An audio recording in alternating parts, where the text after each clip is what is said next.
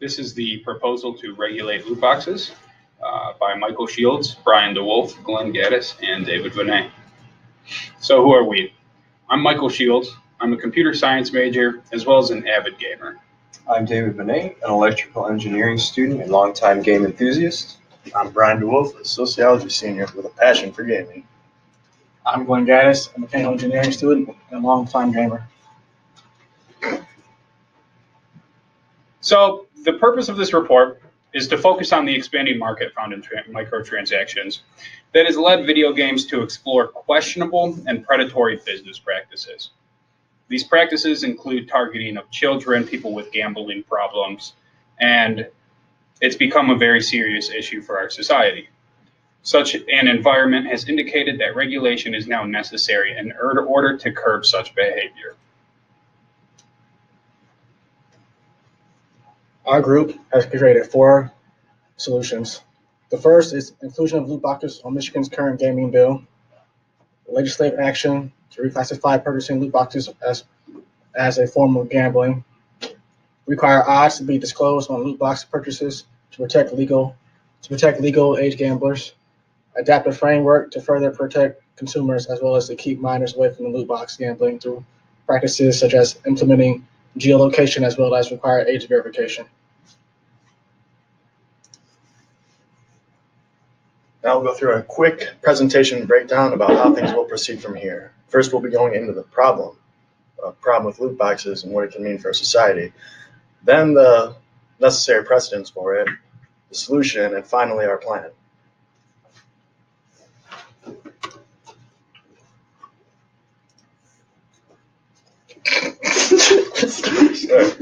So, like I said, the problem. Loot boxes are a very serious potential public health concern. There have been significant links shown between loot box purchases and problem gamblers, making the potential buyers of these at an increased risks for worsening their problems and allowing these developers to take advantage of their problems for profit.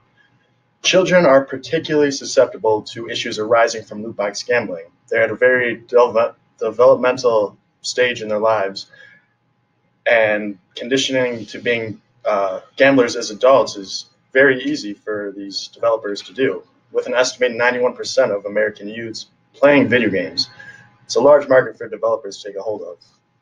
And we'll also be talking about what other countries have proposed that's done to do with this new arising issue. Youth and loot boxes.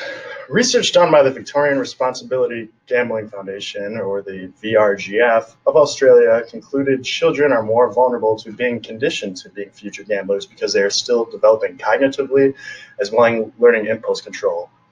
A developing impulse control is a high-risk factor when challenged with an exciting, colorful, and potential prizes that loot box advertise to children. The appeal of loot boxes is the same as a slot machine. The difference is that children aren't allowed in casinos, but they are allowed access to video games, as we have mentioned, 91% of which play. So that makes them pretty much targets in an unregulated world of loot boxes and gambling, especially because the loot boxes come with such colorful, enticing images that a child that would only have to click one time to purchase it is very easy to be manipulated into purchasing. As mentioned in a study from the NPD Research Group of America, an estimated 91% of Americans aged 2 through 17 play video games. And in many cases, this means that they are the primary audience for game developers to market to for these loot box purchases. And it's not just in America. We had in a study from 2018, the UK Gambling Commission found that 31% of 2,685 youths aged between 11 and 16 have previously purchased loot boxes. Additionally, in Australia, the Institute of Family Studies concluded in one of their reports on the dangers of loot boxes that youths who purchase loot boxes are at increased risk for other forms of underage gambling. This can lead to things like gambling with friends, betting on cards, any sort of sports games. So by the time they're even legal enough to do it, they will already have developed a serious problem. And that is a problem that other countries have been taking note of and have been proactive in trying to remedy that situation. So one might ask, where are the parents in this situation? Shouldn't they be supervising these children and understanding what kind of purchases they're making? Well, again, according to the AIFS, developers do get away with a lot of their marketing tactics towards children because they go unnoticed, because parents simply just do not understand the gaming culture. It's a very young person dominated industry, so when a child asks their parents to put in their information because they need to download a free game, the parent's not going to be leaning over their shoulder the entire time they're playing. If the child seems happy, then the parent might not notice. And another problem to go along with that is the parent may not notice that their child simply has to press a button to purchase a loot box once their credit card information is stored. So they can just be completely ignorant to what their children are playing / doing on this time alone. And as I said, the money trail can also go largely unnoticed by parents because it's extremely easy. One time, a child could ask their parent for a quick $5. The parent says yes, puts their card information, and from there on, it's just a push away. And you combine this with what I was talking about earlier with the impulse control that the children are still developing. You put in all these shiny colors, basically the same as a slot machine you'd see at a casino. It's very easy for a child to get caught up in that and keep trying to win. So by the time they are of age, they will already have some serious problems with impulse control and complete condition to being problem gamblers as adults. And it's not just kids that are affected. Kids are highly susceptible, yes, but it's also people with a previous problem. And that makes it very questionable in these developers' tactics because there's really no safe for anyone to have an outlet to play games if they have had a problem with gambling in the past. A study from Zendel and Cairns focused on studying this relationship between loot box purchasing and problem gambling. The findings were that those who experienced problem gambling were much more likely to purchase loot box. That might seem obvious, but the problem is that these developers going in this unregulated industry have a very easy time preying on children and people with problems to generate a profit. And left unchecked, it's just going to be a worse problem in the future. And the profits that loot box industries generate rely disproportionately on those who may be prone to poor gambling practices, as you will see in the graph on the right from the study from Zendel and Cairns. The business model used is exploiting weaknesses in people identifying as problem gamblers in addition to children for gambling.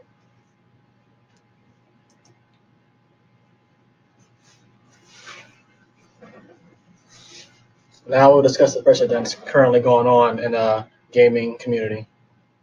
First of all, we'll talk about our own primary research poll that we had completed this for our project. Next, we'll talk about our governmental inquiries. And next, we'll talk about actions taken by countries. So clearly that all of us here have seen a problem in the gaming community with loot boxes. But in order to have a fair and honest opinion, we actually made a poll to discuss about what other people think of this gambling going on. So on Reddit, we did a poll, and our responses were 77.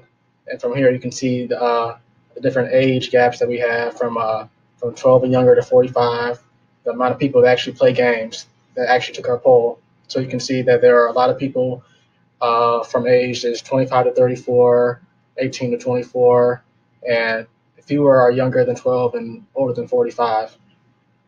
And to initialize, our initial question was just simply, have you ever bought a loot box in a game? And as you can see, 77% said yes, and 22% said no. So that's about 57 people that have bought a loot box in games. From there, we asked another question. I would rate the following statement. I would support legislation that would prevent the use of randomized purchases of loot boxes in games. And from there, we can see that about 51% said they would, compared to 6% that said they wouldn't, and 1.8% that said they wouldn't also. Another question that we asked was, do you consider it to be all right for minors to be able to purchase items in games?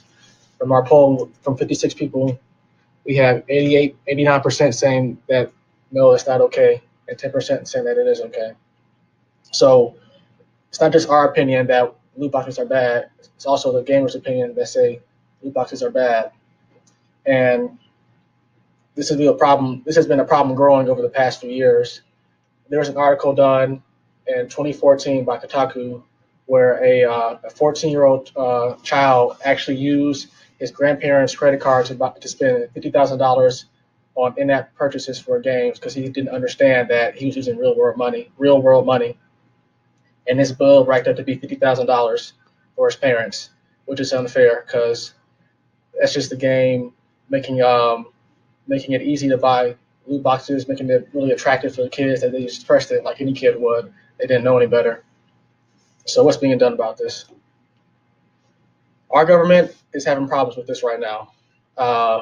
Based on how our government works, each state is tried. We have Hawaii, Washington, Minnesota, California. They've all tried to introduce bills to regulate loot boxes, but from 2018, they haven't had any luck doing this, which is an issue because this is a problem that's been growing over the past 5 or 6 years, and nothing's being done. And in a poll done by American NPD Research Group, we found that approximately 91% of Americans from 2 to 17 play video games. So that's babies to young teenagers that play games.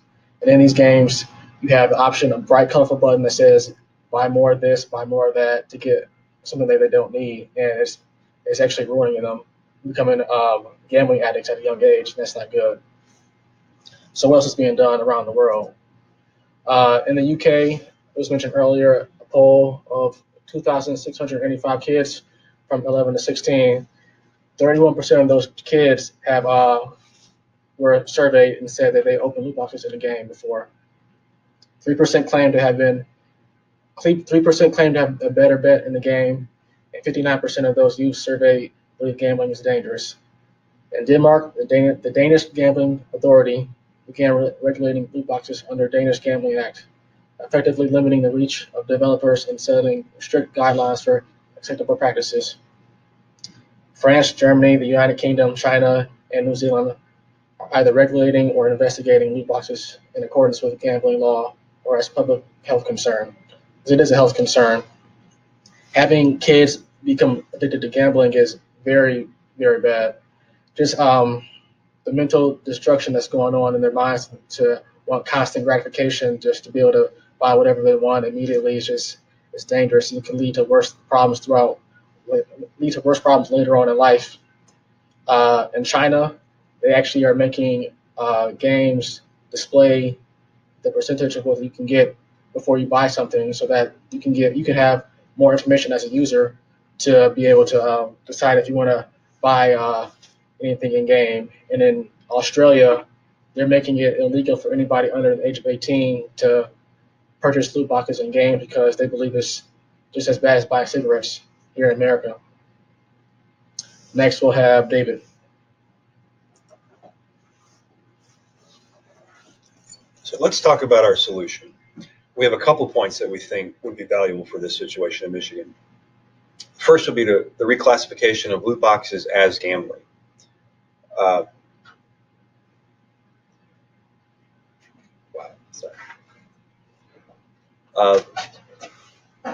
There is currently legislation in the House and the Senate in Michigan on its way to Governor Whitmer's desk, and we think this is the perfect opportunity to ride that wave.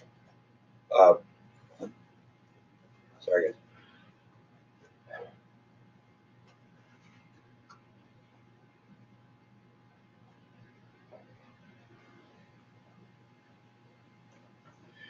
We think this is the perfect opportunity to ride that wave into the new frontier of online gambling in Michigan. We think we should require game developers to publicly list the odds of winning any of their items that they're offering through loot boxes and publicly record the rates of these awards in order to verify that these odds are being met. We also think we could utilize age verification that is also currently underway successfully in Nevada, New Jersey, and Delaware. The first step would be amending the current internet gaming bills. These two bills passed last year in the House, but died during the lame duck session of Governor Snyder. These two bills, having already passed, are very likely going to pass this year again, and we would like to add loot boxes as a gambling section to these bills. Classifying them as gambling would also require them to be utilized or would require them to be licensed within one of Michigan's casinos. current Michigan Penal Code, gambling is defined as accepting money or a valuable thing contingent on an uncertain event. And entities such as the ESRB have judged that loot boxes are not considered gambling because you always receive an award. The problem with this is, what is the value of an award? Any award given through a loot box has a subjective value to the person who's paying for it. And so how can we expect consumers to continue to chase after variable values when the odds of these loot boxes themselves are not certain? In comparison, dice or playing card odds are already fairly public knowledge. Card counting is not an uncommon practice in gambling, but only a game developer can be aware of the odds of winning any given item in their loot box.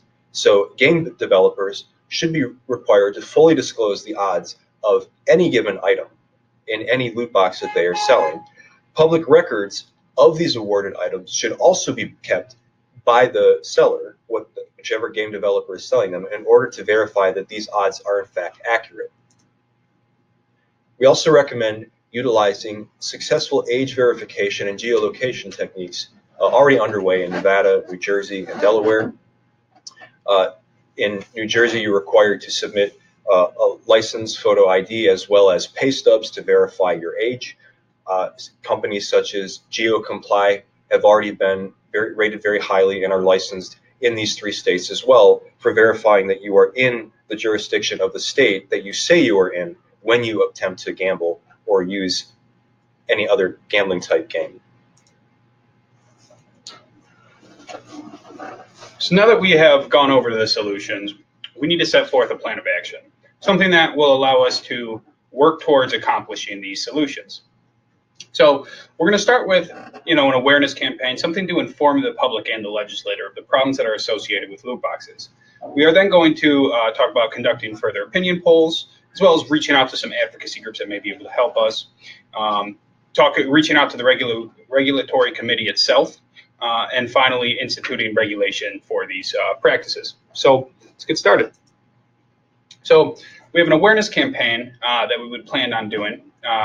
It would be our first step in our plan of achieving our goal. In order to achieve public support for a cause, though, we have to make the public aware. Therefore, we're going to be taking this approach.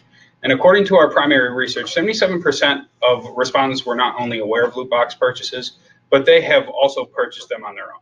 So what this means is that a lot of the online community, because we shared the poll through social media, a lot of them, they're already aware of loot boxes. So we might as well go and focus on a demographic that is not as aware of the problems associated with loot boxes. This leads us to believe that our focus should be less on social media, more on traditional forms of media like television or newspapers, anything like that. So then, once we have shared and made people aware through PSAs, advertisements on TV, stuff like that, we want to conduct further research on people's opinions. Because the poll that we did was, again, limited to only one specific demographic. We want to branch out from there. So we'll accomplish this through a similar poll to the one we did before, but this time on a broader audience. This will require a lot of careful planning on how we want to conduct the poll, who we interview, how we get the questions, how we account for any possible errors. This is when we'll probably need to employ a third-party company that would do the research for us, carry it out. But getting such research and proving public support is going to be very important for persuading third-party advocacy groups as well as the legislators. So we want to reach out to third-party advocacy groups. We can't just go in to a legislative chamber and expect them to listen to us. We need someone who has pull. So we found the Video Game Voters Network, who their goal is to defend against threats to video games. And since our belief is that loot boxes are an extreme threat to video games, as well as the people who play them, we feel that they would jump on board ASAP, especially given all the research and polls that we conducted. So then we would try to get the ESA, Entertainment Software Association, on board. But they actually stated that through their ESRB, that they are they don't believe that loot boxes are gambling. But based on the way that they had worded that, we think that there is an argument to be made in favor of loot boxes being classified as gambling in their eyes. And we would attempt that, but it's not something that we would rely on too heavily. But once we got at least the support of the Video Game Voters Network, that is when we would get in touch with the regulatory committee. We'll approach them with ample amounts of primary and secondary research, a third-party advocacy group in our corner, and proof of public support. At that point, I don't think there is much they could do to shoot us down. But even though we would have all that support, it would still be a large obstacle. And if we were able to overcome that, then I really think the sky would be the limit from there on out. Finally, whether or not we achieved our goal of amending the current internet bill, we'd set our sights on the implementation of stricter regulations further down the line. This would include like an overhaul of the consumer protection framework, aimed at implementing certain protections to ensure the risk to kids and young people are thoroughly understood, while it also would implement age restrictions, increase clarity, and policies and processes that would allow developers to respond to public concern. With this in place, we think that the well-being of gamers all around the globe will exponentially increase. A generation of kids isn't going to be lost to gambling, and in the end, it's something that we need to do. We need to act on, so we might as well start now. So we recommend that an amendment be made to the current internet gaming bill to include regulations on the purchase of loot boxes rather than just online gaming in the format that is traditionally expected: cards, slots, poker, things like that. We recommend that loot boxes should be reclassified as a form of gambling based off of the Michigan Penal Code definition of gambling. We recommend that loot boxes should disclose the odds of receiving any specific item in them and make this easily available to the public. We recommend that there should be age restrictions placed on the purchase of loot boxes, and that the use of geolocation and ID verification can be used to ensure that these players are eligible for the legal purchase of loot boxes.